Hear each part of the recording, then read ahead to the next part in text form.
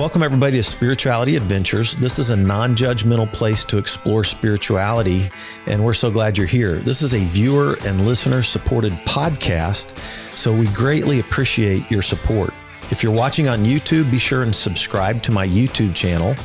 Be sure and like, share, and subscribe to any of the social media content platforms that you're using. And then if you go to our website, spiritualityadventures.com, you can make a one-time donation, or with a monthly subscription, you'll gain access to our bonus content. We greatly appreciate it. Thank you for tuning in.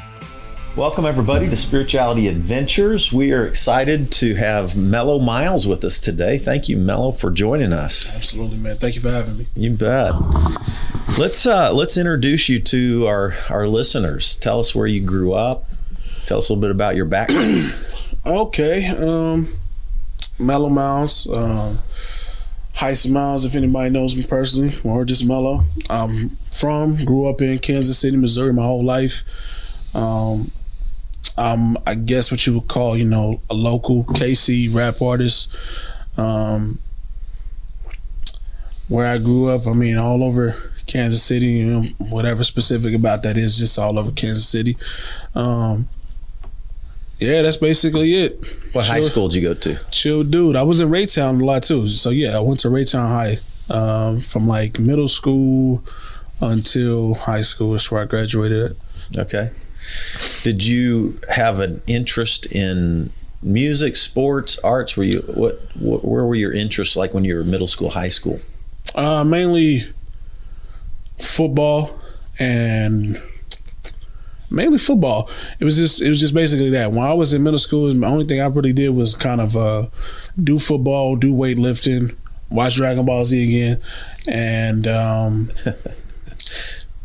that was it. No, I didn't really have an interest in music at that point. I probably didn't have interest in music until like I graduated high school, because I first started having an interest in music kind of when I stopped like watching shit like wrestling. I started kind of just watching other stuff. First thing that came on was Hot 103. Not Hot 103, my fault. What is it? 106 and Park, my fault. 106 and Park, and it was a new joint of the day. It was E40 Sprinkle Me, if anybody knows that joint. And I just thought it was super cool to see E40, performing on there like that. I just, I never seen anything like that before, especially from a big dude. I thought it was super cool. And from that point, I just dove deeper into music. Anywhere I can get music, like my brother listen to music, I listen to all his music. My mother listen to music, all her music. My everybody just wherever I can get it, I listen to it. Mm-hmm. So around the time when I started to graduate high school, that's when I was, started dabbling into myself. When I met a couple of friends of mine when we was playing basketball, and I figured out they rap too. Figured out some people rapped at my job, and I was like, damn, am I the only person that doesn't, know how to do this? And I gave it a try. Turned out I was pretty good at it. So it's, kept with it, became more of a passion thing for me, and still is. Yes, excellent. What were you listening to in your middle school, high school years? Crazy shit. So, middle school, it wasn't really middle school. If it was middle school, it pretty much would be anything that was on TV. So just listening to 106 and Park all the time, I would, get introduced to the artists that everybody knows. So it would be E40, Eminem, Snoop Dogg, Ice Cube, Tupac, Biggie, those type of artists that everybody are, Jay-Z, those would be artists I listen to all the time. And then it would be, I would get a taste later on of like artists that my older brother would listen to, Rich the Factor, Fat Tone, Hustler, who else? A lot of Bay Area artists, Messy Marv, a lot of those type of artists. And then I was stumbled upon, I don't think this was his music, but I was stumbled upon different variation artists that I really, really dug. So I stumbled upon Tech Nine. I stumbled upon Shadow, Lil Robin, Mr. Shadow. I stumbled upon Twista, Do or Die. And I came infatuated with that, the chopping style of rap, but it was never really like my style. It was just something that like I was super infatuated with, like them rapping like that. So I wanted to rap. I just wanted to know their lyrics. I didn't want to do it myself, but I came infatuated with that. So yeah, awesome. So out of high school, you realized you had a knack for or love for rap. Were you writing your own stuff? How soon did you start writing your own stuff? So when I was in high school, like probably on my senior year too, it would be I would write some stuff and I would rap. I really didn't write, actually. I just kind of just kept it to myself, and I would like rap it over the song because I didn't know how. I don't know how to get beats or rap over it. I don't know any of that yet. So I would like write some stuff or just write some stuff in my head, and then I would spit it to somebody at school. And they were like, "Oh, that was so dope." And I'm like, "Yeah, T-Pain said that," because I wouldn't want to take the credit for myself. So I would say anybody else said it, you know what I'm saying, to see if they liked it or not. Because I didn't want them to be like, "Yeah, that was super whack. You wrote that? You are fucking terrible." So I just like say anybody else wrote it. Rejection thing. Yeah. So then after that, when I graduated high school, I met my friend Keenan at the basketball court. And before that, I again saw some people in my job rapping. So I didn't really start rapping, but I was like kind of writing poetry and stuff like that. And when I saw that he could rap, I was sharing him some of my stuff. And then I introduced him to my other friend, Royce. I was like, "Man, y'all should work together." And he was like, "No, we should work together. Like, you dope at this too." And I was like, all right, cool. And then we, for like my entire college time, that's all I did in college. I barely went to class. I barely did anything. It was like I would go to class and I would go to his house. We play 2K. We rap over beats. We, rap to each other, and we try to just, figure this thing out. So, where were you going to college? I went to college at just Longview Community College. Okay. Yeah. So you dove head. You just went in full blast. Did you start buying gear? Did you start like what took you down the? I was broke. So Keenan showed me how to like basically just rip instrumentals offline and gave me sites to where I could find instrumentals that were free. And then my friend Royce, he knew how to do the engineering stuff, so we would go over to his house after we get done writing for forever. And then, since he had released music before officially, I was like, "Yo, show me how you do this." He's like, "I do this all myself. I make my beats, I rap myself, I record myself." I was like, "Man, show me how to do it." And we went to his house, and it was the attic of his house where he lived. And, he showed me where the mic was hung up in it. And like in hindsight, of course, now, because, we were older, we got to invest more in the craft, everything. It's like, that's crazy that we started like we started. But honestly, at that time, it was like the coolest thing I had ever seen in my life. So he just had a microphone hanging from the ceiling, and even he was like, trying to be like he was embarrassed about it, but you couldn't embarrass. I was like blown away by that he could do it himself. So it wasn't nothing embarrassing about me, but it was a mic hanging from his ceiling. He had a sock over it, like for this particular part, like the muffler. That's all he had for it, and he had his laptop, and we just recorded our first couple ones in his attic. And it was so dope to me. I was like, we should go to a real studio. Let's put our money together. And we started doing that. We started putting a little bit of money together, going to real studios, getting introduced to like, it just got more and more official as we went along and trying to figure this thing out, because, it's no like somebody to show you it for real, but we just figured it out. Yeah. So how early were you recording stuff and sharing it? Like getting it out there. When were you? I think I put out my first mixtape. That shows how long ago it is. It was a mixtape because people don't do mixtapes anymore. Right. But I put out my first mixtape probably in 2016. Okay. That was my first mixtape. Okay. 2016. I think so. Okay. It was just Melo Music 1, my first mixtape, and I think it was on Dat Piff in 2016. All right. What are some of the studios you've worked in around town? Man, so aside from just millions of people's just house, I've worked at Chapman before, Studio B before. Label was a studio we started. What other ones? Then I think we found our home with my homie Max's studio, but he started, and that's mainly where we recorded. Okay. Cool. Yeah. Cool. Yeah, I had interviewed Alex Sardiano, who was an engineer at Chapman Studio. Yeah. Worked with a lot of guys there, and that was kind of fun. I think every time I went there, I worked with Matt Peters. Okay. And that's my guy. He works at Strange Music as an engineer. Yeah. But yeah, I think every time I recorded, I became really good friends with him because he also used to record in another house studio that somebody else owned. And just after I heard him, because he was also an artist too, he was in his band Sage and Sour. I was a huge fan of them, and we just kind of we just became friends after that. But he mainly recorded us before Matt. Awesome. Yeah. So, for those listening, if you go on Spotify or iTunes, you're gonna look up Melo Miles. Yep. Melo Miles, Spotify, anywhere you listen to music, Spotify, Amazon, SoundCloud. SoundCloud. Yeah. And you can find it anywhere. YouTube. You can find it probably from the beginning to the end. If you can find some on Reverb Nation if you dig deep enough. So pretty much always been everywhere. I could figure out where to put it. Right. And one of your EPs that I listened to was called Soapbox Sermon. Mm-hmm. And titles, this really caught my attention, right? Because of my background and everything. Right. You had Through the Valley, so it's obviously it's a reference to Psalm 23, mm-hmm. Through the Valley of the Shadow of Death thing. Mm-hmm. You had a song called Preach, Soapbox Sermon, Substance Abuse. I thought I can relate to all of that. I hope so, because it was all more of me and my friend, one of my best friends, Craig Smith, had to talk about how I was approaching this project and kind of the theme behind it. He has let's just say mixed or complicated history with the church too. And I was asking him like, yo, is this all sacrilegious what I'm doing? And this is the funniest answer. He was like, yes. I was like, okay. Like I wasn't trying to be, but it was just more kind of a metaphor to try to relate it to me. Yes, it has those implications of what they are from, for sure.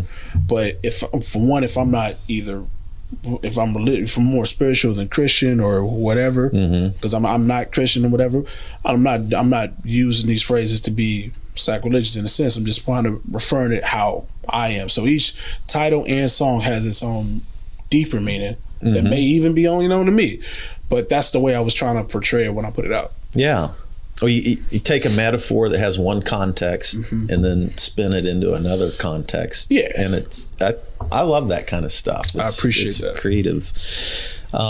If you don't mind, talk about your spiritual background, your journey. Did you grow up in a church? No, not at all. There's certain members of my mom's side of the family that are really religious.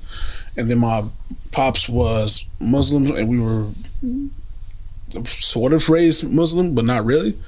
So, and then kind of as I got older, the best way to describe it is I don't know if he got bored with it or he just kind of stopped. So we just kind of started doing whatever. Your dad? Yeah. Okay. And the whole family, my mom she used to, wear hijab and everything, but as I got older, all of that just kind of stopped. I think it stopped when they weren't, really together. Was your dad influenced by Malcolm X, that whole movement of the Honorable Elijah Muhammad was his influence. So he's more the Nation of Islam and the teachers of that, but I think he still identifies himself as Muslim. Not necessarily the Nation of Islam, but follow closely with the Honorable Elijah Muhammad's teachers. So that is not something I dove into. I dove into the actual Quran. But, just as I get older and older, it's more, I guess it is more just a spiritual kind of thing that I would more connect to. I feel at the end of the day, whoever you're praying to is probably still the same one that I'm praying to, regardless of the name. That's just how I feel. Yeah. So, how would you describe your spirituality today? Just is it is prayer a part of it? Absolutely. Yeah. Prayer. I believe in God. I think it's more of a personal relationship from person to person. I don't really necessarily believe in a lot of the show of organized religion. I believe in the personal relationship with God, between you and whatever you believe in, whether it's the universe, the energy, the Lord, and an elephant, whatever. Whatever you believe in is whatever you believe in, and it's all about your personal relationship with what you believe in. Yeah. That has nothing to do with anybody else. Anybody else. So when you were working on Soapbox Sermon, what was going on in your life to bring out sort of mixing these metaphors into your journey? Like there seemed like there's a lot of, like sound like you're going through some pretty tough times.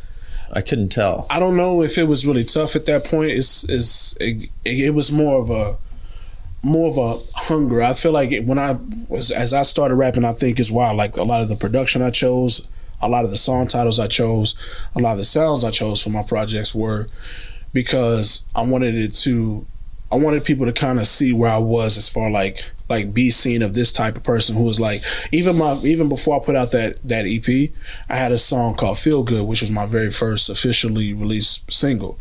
And on that one, it's the same type of big feeling, and that more encapsulates and my time, my thinking, and my energy was just more just kind of positive.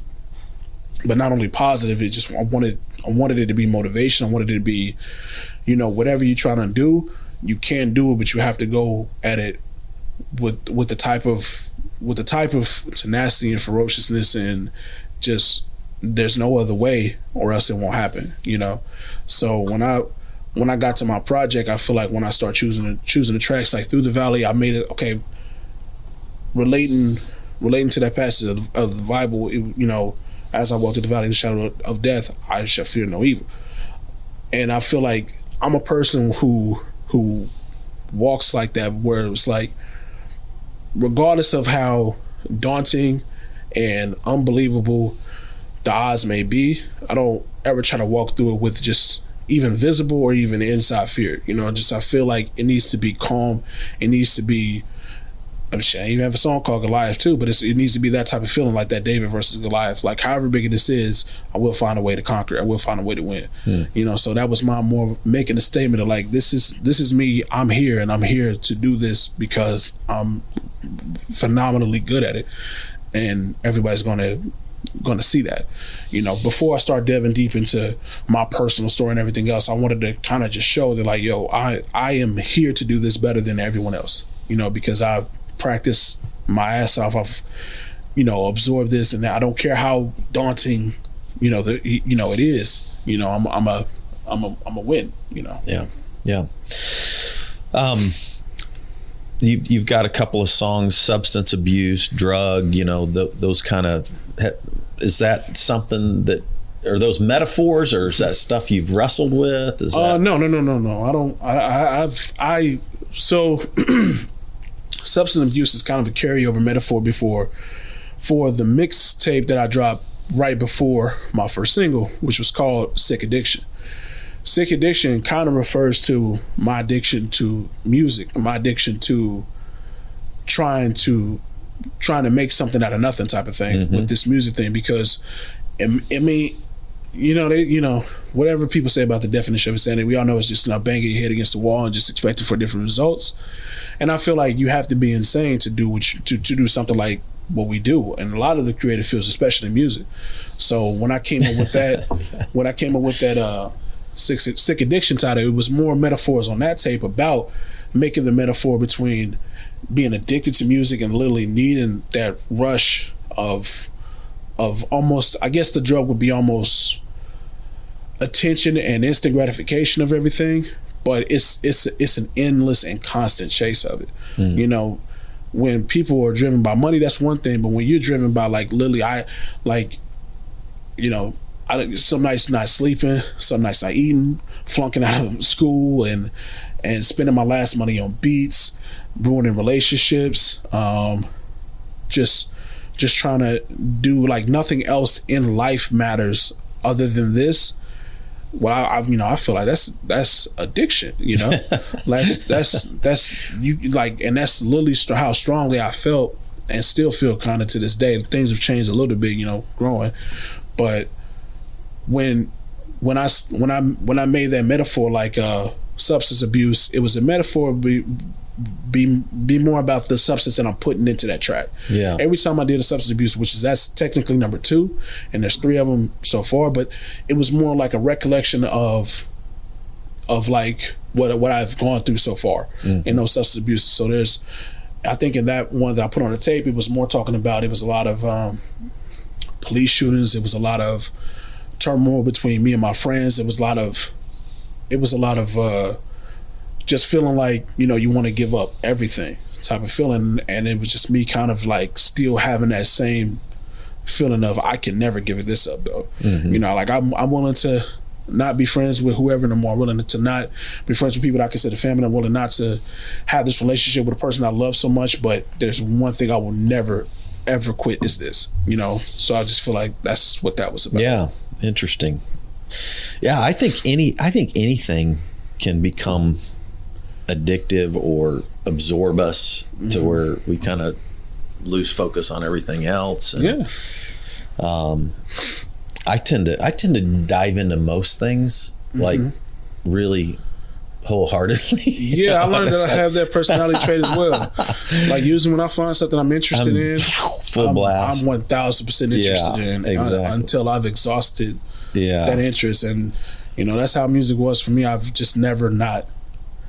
It's only within the last 3 years of like me starting my business, me having a kid, me trying to figure out something, a life outside of just music. It's the only thing that really changed that for real. Because before that, I would be probably I could be on the street and homeless, and still be doing music, and that would still just be all my passion. It wouldn't matter if there was a dime in my pocket, I would still find a way, because we always found a way. We lost everything before just chasing this, and all we did was just grab everything that we had and still try to create. That's all we did, so. Yeah. So when did you do your first, did you start performing around town here in Kansas City? I did, yeah. Did you start doing clubs or where? Tell me a little bit about some of your live performance stuff. So the first person who met me his name was Stephen Cooper, and we recorded in his house. And when I finished up my first single, he helped me kind of release that through him, and he put me on his show that he had at the Czar Bar, and which is no longer around. There's no clubs around here no more. But at the Czar Bar, where he gave me like an hour-long set, which is for somebody who's never done live performance before, is really stupid. You know what I'm saying? It's fucking nuts. You don't know what you're doing, But I did fantastic at it. And from there, there was another bar owner named Tim who owned the Riot Room, and at the time, I think his Loogie was related to him in some type of way. They were inviting me to do more shows there. So I started to do more shows there, which opened up for my friends that I rap with to do more shows there. And then we found other bars and we do more shows there. So we did open mics at, soul sessions. We did anything that we could find to try to increase, our buzz around the city, that's kind of how that started. Yeah. You just did a show recently at Rhino, right? I did, yeah. Yeah. Birthday boy show with my boy Cuddy Bear. And was that one of your first shows since COVID stuff? Or that's one of my first shows since I released Soapbox Sermon. I have been very much hermited when it comes to releasing new music that I've created, because of just different things that have transpired in my life.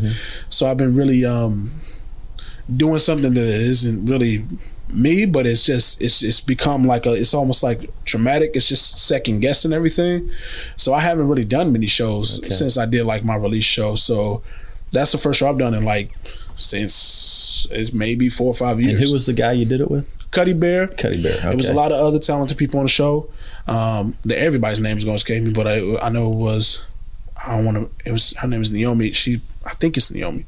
How'd that feel getting out after 4 or 5 years? It's always like that. It's like the rush one of the rushes I think I chase.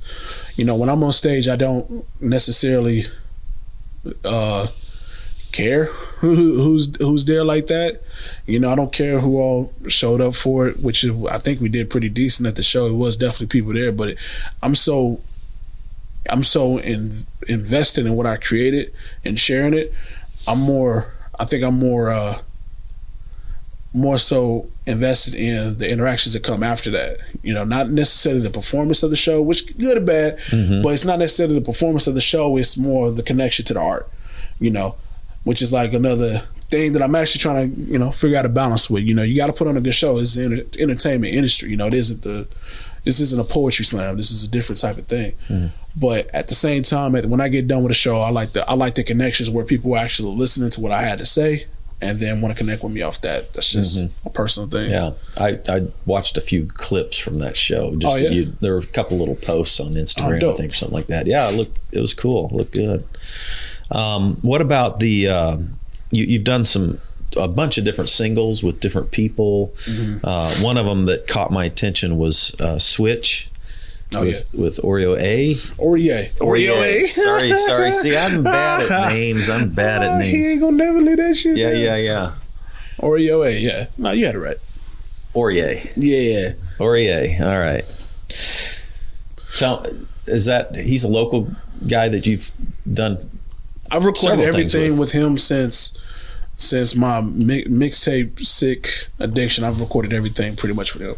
So he's my unfortunate best friend.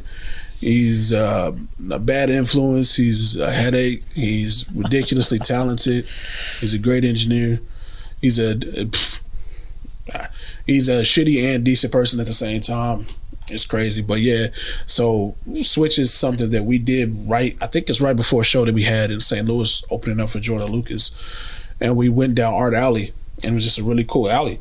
And we was like, yeah, we just recorded. I think we recorded that song like a day before, and we was like, you know your verse. I know my verse. Let's do something. Yeah, here. And it's a cool video. I like it. I appreciate it. Yeah. It didn't take that long to shoot. We wasn't trying to be super extra, just something to put out, and it seemed that people really dug it. It was dope. Cool. So tell us about your videography, your photography, your all the. I mean, you're into you do a lot. What's the name of your company? Viewpoint Visuals LLC. What's your website for that? It's actually under a rebranding phase right now. So okay. The website was Viewpoint Visuals KC, and it'll probably be re-uploaded as Viewpoint Visuals KC unless we decide to change the branding of that as well. But it's Viewpoint Visuals KC. It's more of a content creation company. Anything that has to be done with creating content for either businesses, artists, brands, everything, we hopefully are trying to rebrand this to where we specialize at, because we've been doing it for so long. Even the videos that you referenced, like, we shout out those, everybody who either works with me, worked for me, or any type of capacity, we shout out those. So, and along with, I don't know if it definitely is hundreds of other videos, especially for artists around Kansas City at this point, and businesses around Kansas City at this point. So, that's something that we want to really show how we've grown since 2017, when was originally when I started it.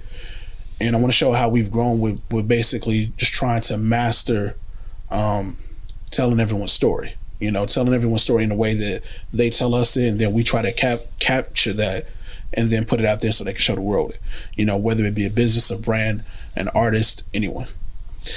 So if a business wants to do a promo video, kind of tell their story, is that the kind of... Yeah, that's exactly that. We don't, doing a promo video is one thing, but getting to know that business and getting to know what they do, what they're about, why they do what they do, how they do what they do, what's their end goals of everything. We're not necessarily interested in just saying, oh yeah, we can do whatever you want.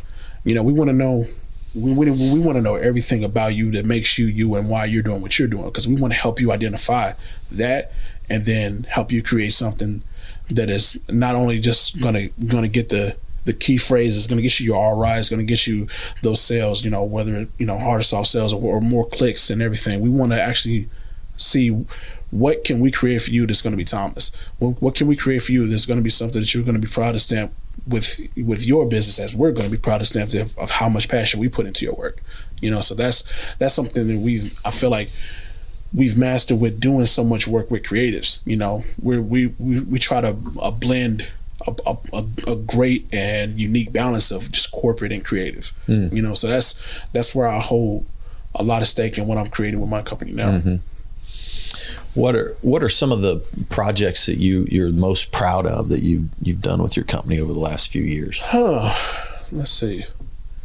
I'm mostly proud of. I can't choose one, but I think a lot of things I've done with artists are just so unique and so capturing. I love when people just, tell me like, oh, that video was amazing. Oh, they're not even telling me, they're telling the artist, that video was amazing when y'all did this and that, this and that. And I'm like, that's so cool that they were able just to tell us this crazy idea, and we were able to capture it and put it out there to where people did connect to it. You know what I'm saying? So, I mean, our most one of our most successful videos would be the Big Body video. You know, the merch right here. You know, y'all can see that right there, right there. The Big Body video with my homie, The Epitome, and my sister Amira Wang. It was just a project to where we went into it more passion filled, and we just kind of wanted to encapsulate this idea that they had, and every idea was crazy, and every idea was just not like it was just an idea, and we turned it into a good piece of art that everybody seems to really, really appreciate. So, you know, I haven't seen this. What is Big Body? Oh, see this this little thing right here is all about. It's a song by The Epitome and Amir Wang. It's a body positive and a very hype party song that they made. Okay, and it was just centered around basically just love yourself, doing your thing out there type of thing. Also, it was a lot of ass in it, so it was great. It was a really dope video. One of my favorite ones. That's awesome. Now I have to see it. Yeah, man, you got it on, man. Show the booty. You got it up, Matt. I'll find it. Oh, funny. Yeah. Awesome. Fun stuff. So tell us about what projects you're working on now. What's going on? When it comes to video projects, working on a lot of more corporate stuff right now. We have finished another big video for Amir Wayne that should be coming out, I think, New Year's. And you know, that was pretty fun video. Other than that, more personally, I'm working on releasing a lot of other singles for me, just trying to get back into the rhythm that I once had with the music. So I got about 4 or 5 singles that I'll be releasing with a couple other visuals. Again, probably all shot by our company, you know. So that's what's, you know, gonna start off 2022 for me. Okay. And then what about some of your solo stuff? What are you? That is solo stuff. That's all solo. All that is solo. Okay. All that is solo stuff. More focusing on new songs, new sounds, new experiences I've been through since I've last released music. Okay. So hopefully it can connect with how I want it to connect, you know. Okay. Who are some of the people that have had the most influence on you as far as, like, you know, either mentoring up close or from a distance, like people that that really feel like have been positive influences on you? My son Craig Smith. Yeah. He's a big influence. He's another KC artist. I took him under my wing a long time ago.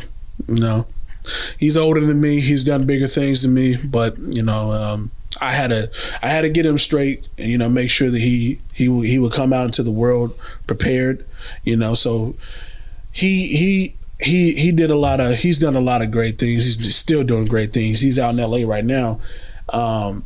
Doing a lot of things like his podcast Superfly. He's also, I mean, it's impossible to count how many licenses and soundtracks and songs that he's had in your favorite TV shows, your favorite movies. Doesn't matter from high to low. If it's been a blockbuster, he's been in it in some capacity. When it comes to the music, he's amazing artist. He's been on big projects as far as like Tech Nine and everything. So taking a lot of. Is he a Kansas City guy? Yeah, he's from here as well. Okay. So he's Craig Smith. He's a really good dude. And he's always giving me a lot of good knowledge. Me and him just honestly are probably more alike than we both realize, and that we do realize that, you know, which is why we vibe so much when we create together, vibe so much when we talk, and when we, you know, just try to motivate each other to keep moving.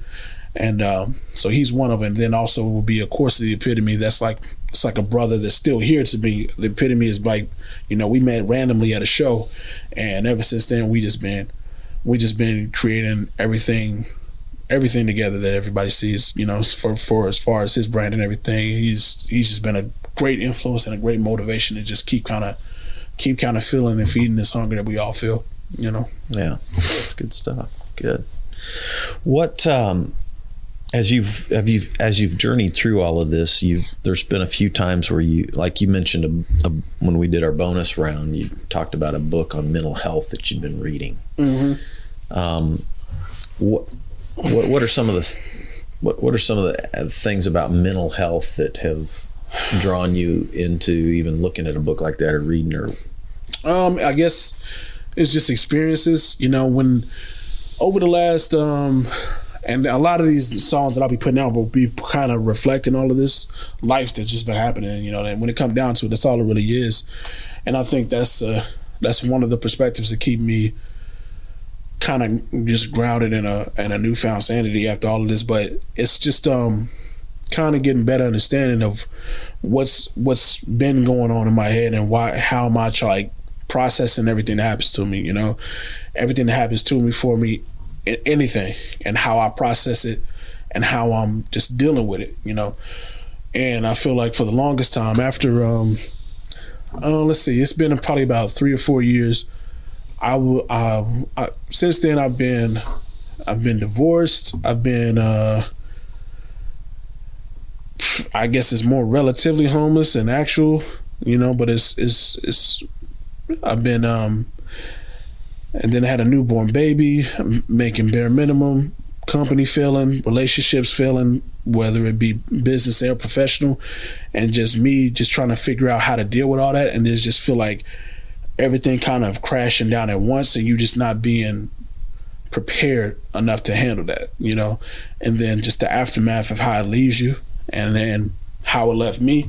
And I was just more interested, I guess, of how to deal with the lingering effects of all that, just I don't know if it's a PTSD thing or if it's just a high anxiety thing, but there would be times after the last couple of years I would be just hyperventilating and just freaking out and then just sobbing uncontrollably or having those thoughts of harming yourself or anything like that, just having those thoughts and just thinking it's a weird thing to not talk to people about that when that's such a dramatic shift in the type of person that I was. Mm-hmm. That wasn't me ever. I've never experienced it ever. Mm-hmm. And the way I put it in the metaphor when I talk to people about it, it's like everybody's familiar with Michael Jackson, Joe Jackson, his dad, right? Mm-hmm. The mental state that I feel like I had to always want to be the best, I want to be better than just be successful and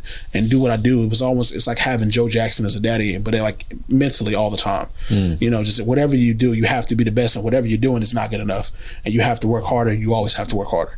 It doesn't matter that you're tired, it doesn't matter that you're exhausted, it doesn't matter that this is failing, it doesn't matter that that's failing. You have to work harder, you have to keep going because you are slacking always. And for, I guess, 20 some years of life, that's how I got through life.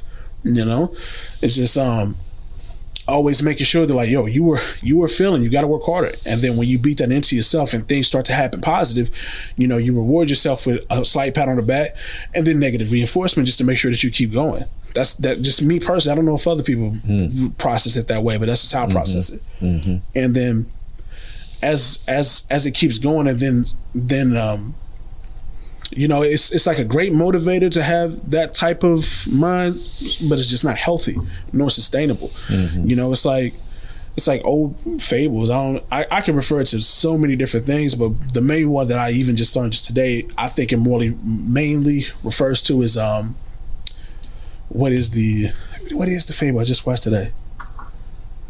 The unhappy stonemaker. To where it's just seeing what you don't have and not appreciating what you do. And that's just how my mind state always is. And I feel like for a winner, that's what you need to have. To be successful, that's what you need to have. You cannot be content. But at the same time, when you are successful and you're not, you get to a certain point and you've done certain things, and you don't take the time to appreciate that and give yourself some slack, all you do is just beat yourself down more and more. And when something unfortunate happens, just some things that happened to me in my life, it just felt like beating myself up on top of things falling apart, beating myself up on top of things falling apart. And then the more you try, they still fall apart. It just was damaging. It was just make you just not want to get out of bed. And you just feel ashamed and depressed and just, different emotions you never had to deal with before. And so me just, you find the things to hold on to and try to rebuild would be like my son and my music and my career and my business. I held on to those things because probably if I didn't have, I came to a point where I was like, if it wasn't for me having a son, I'd have checked out. 100% I would have checked out, because I would wake up in the morning and just feel like there is literally no reason to get out of bed. There's absolutely nothing that is working for me here. There's absolutely nothing that's keeping me here. There's nothing that motivates me. There's nothing that's driving me. So it's like, and Joe Jackson is still in my head just saying, you are pitiful. You are worthless. You are not doing what you need to do. Why the fuck do you even try? And that's just, my mental state just kept doing that to me. And it's still something I'm trying to figure out now, to like how to like turn that shit off. You know what I'm saying? Because whenever, as you grow, you can't have that much Joe Jackson. And what if Michael Jackson was Michael Jackson, but still had Joe Jackson demanding more perfection out of one of the most talented artists to ever live? Right. You know what I'm saying? He was already crazy. What would that have done to him? You know what I'm saying? And that's just, and not the comparison to Michael Jackson or anything, but just to say, like, it's just something that I feel like if there are other people that like me, you just gotta have to like learn when that's enough Joe Jackson. That's enough berating yourself. Give yourself a break. But like you have accomplished things, and you have to take a moment to not only understand it, but live in it. You take a moment to give yourself some slack to like, yo, yeah, that you've been through some bull, but you have helped so many people. You continue to help so many people. There are people that love you. Even though your mind tells you that they don't, there are people that care about you. There are people that would be affected by you if you're not, you weren't here and around. You have a support system that you have to use, and you just got to learn to use it. So I guess that's more or less to answer that question. No, that's, man, I can relate to that. I had never felt like checking out. You never have? Never had felt until I went through what I went through 2-3 years ago. Yeah. And when I lost my career and my church and, everything, I pretty much lost most everything but my life. Right. And I didn't put a suicide plan together, but I felt a notch above that. Like, and I can relate to, like, I'd wake up in the morning, I didn't want to get, it's like, there's nothing that I'm looking forward to in this day, today or tomorrow or the next day, you know what I mean? And it was dark, really dark. So I was like, if one's suicidal, I was like a 2, you know what I mean? Like on a scale of 1 to 10, 10's everything's going great, and one's suicidal thoughts streaming, I was about a 2. Yeah. And I'd never been that dark. I'd never felt that depressed. I'd never beat myself up like you're calling it a Joe Jackson voice, that inner critic, and that shame and just hating myself and just the voice of just running myself down. I mean, it was intense. Yeah, and it is. It's a weird feeling. And I like what you said about how, we can start believing that voice 100%. And not hear anything else, right? Yeah. And you said you started had to remind, there are some people out here that still love me. There are some people. The hardest thing that I deal with today is like it's like all my best friends, well, I ain't gonna say all, but like a couple of them, I've come to them in the dark moments, and they try to convince me, like, dude, you gotta relax. It's not like that. And it's just a thing, and it's just in my mind, like, you're full of shit. You don't care about me like that. You don't.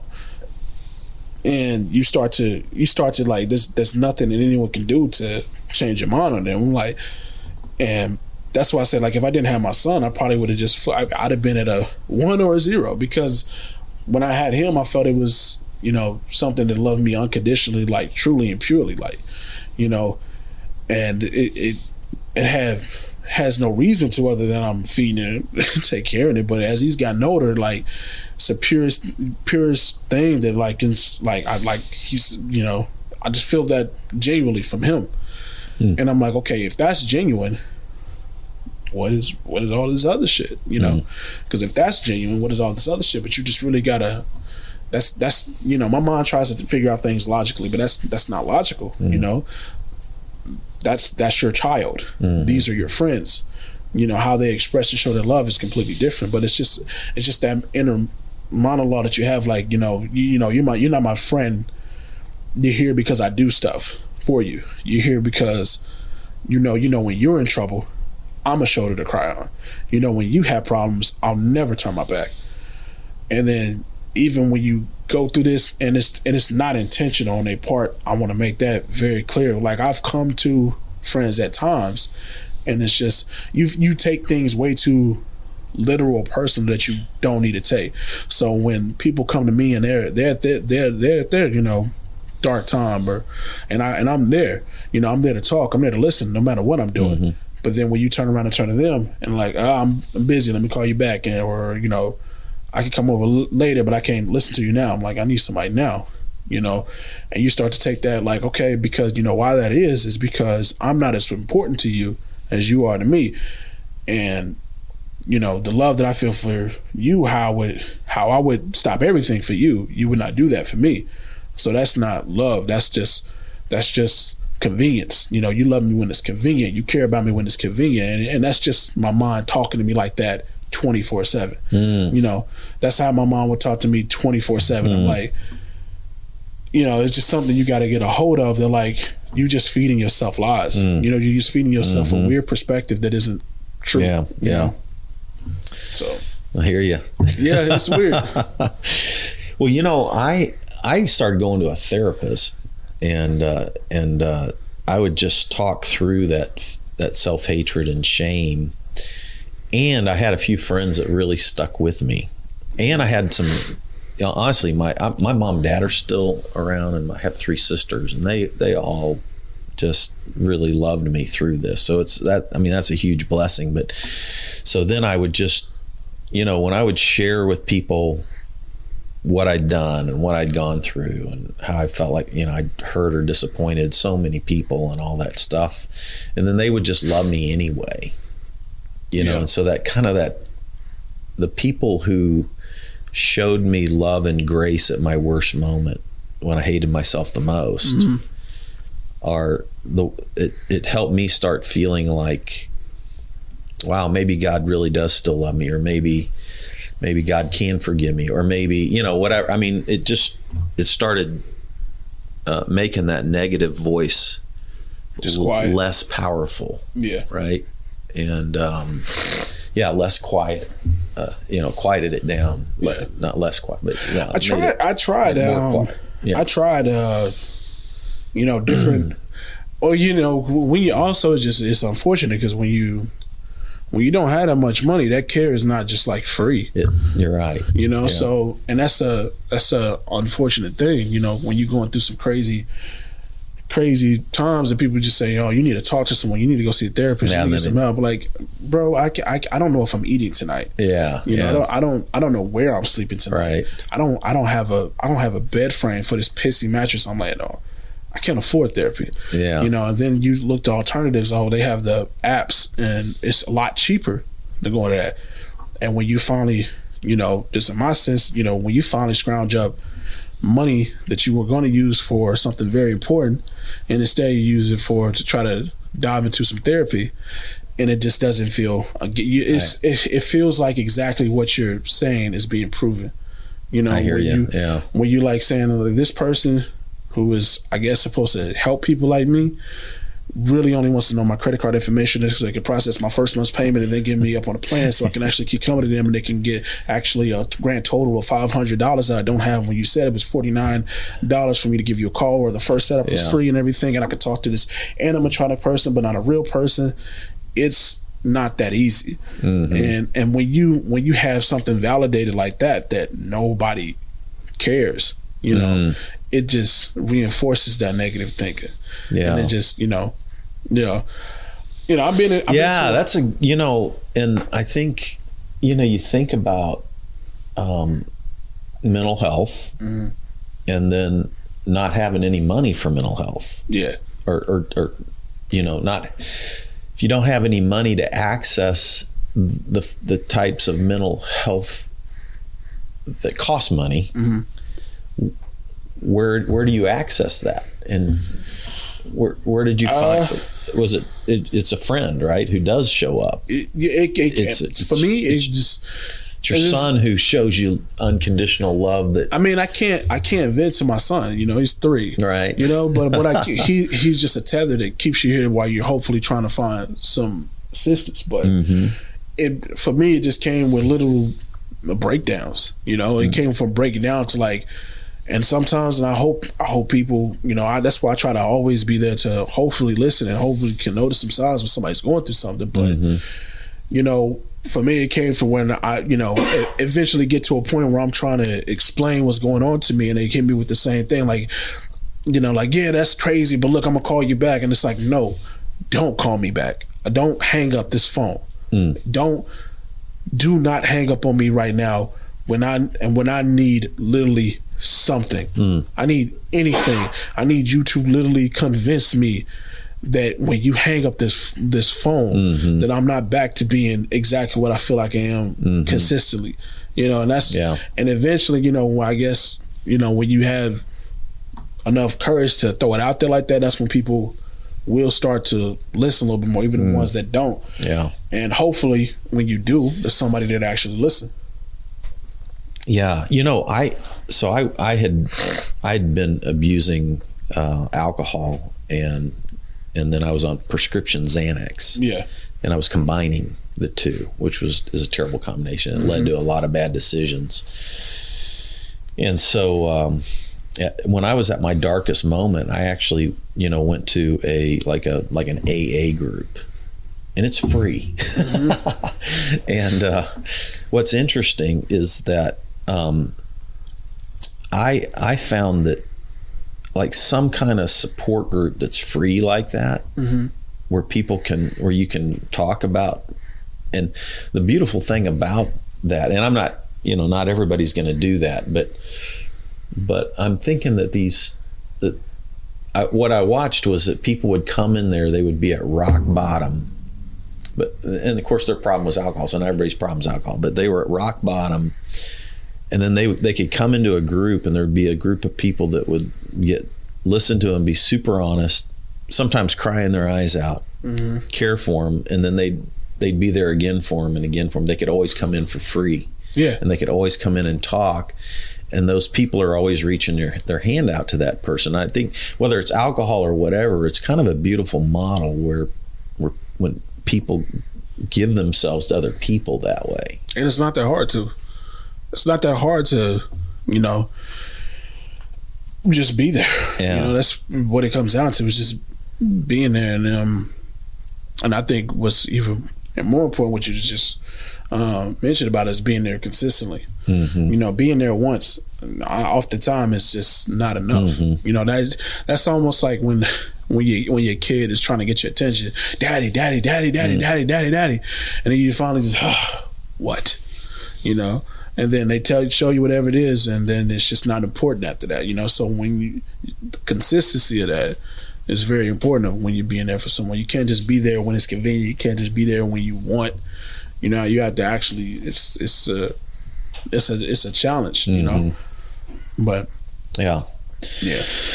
So some of your new music is kind of reflecting some of the stuff that you've gone through, and try to put in a metaphor that you know, because that's my thing, I guess. You know what I'm saying? It's how I like to put out my art. I don't like to be so surface, but definitely, it reflects a lot of that. Well, good stuff, man. Well, thank you for taking the time to come and talk and share. What are the ways that people can connect with your stuff? And if there's some business leaders listening out there, they want to use your services, how do they connect with you? For sure. You can, anything personal or music related, you can hit me up on any of the social platforms. They're all pretty much the same with slight differences. They're either going to be Melo Miles or Melo Miles KC on, you know, Twitter, Facebook, Instagram, all the same. And if you looking for any type of work from our company, it would be Viewpoint Visuals KC on Instagram. It's probably going to be the best way to get a prompt response through us, or directly from our email, which is vpvbooking@gmail.com. It's V as in Victor, P as in Paul, V as in Victor again, booking@gmail.com. Okay. All right. Good stuff. Check out Melo Miles. Check out his new music coming out. His YouTube channel is also Melo Miles. Yep. And good stuff. Thank you. Appreciate it, man. Thanks for joining us, everybody. Thanks for tuning in to Spirituality Adventures, and we'll see you next time. This concludes today's episode. Thanks for tuning in and listening. Remember, if you're watching on YouTube, subscribe to my YouTube channel. Remember to like, share, or subscribe to the social media platform that you're using. And then go to our website, spiritualityadventures.com, and make a one-time donation, or you can subscribe monthly and receive our special bonus content. Thanks so much.